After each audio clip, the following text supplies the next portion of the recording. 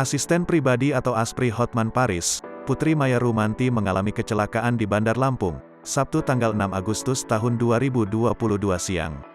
Kecelakaan yang dialami ASPRI Hotman Paris, Putri Maya Rumanti, tepatnya di flyover Jalan Sultan Agung Riyakudu, Bandar Lampung. Kecelakaan itu terjadi ketika ASPRI Hotman Paris, Putri Maya Rumanti melintas dengan mengendarai Hyundai Palisade B805 Put di ruas jalan Bandar Lampung itu sekira pukul 11.30 waktu Indonesia Barat. Mobil tersebut terlibat kecelakaan dengan Honda Vario hitam B3557 SGW. Di mana mobil ASPRI Hotman Paris, Putri Maya Rumanti ditabrak oleh sepeda motor itu.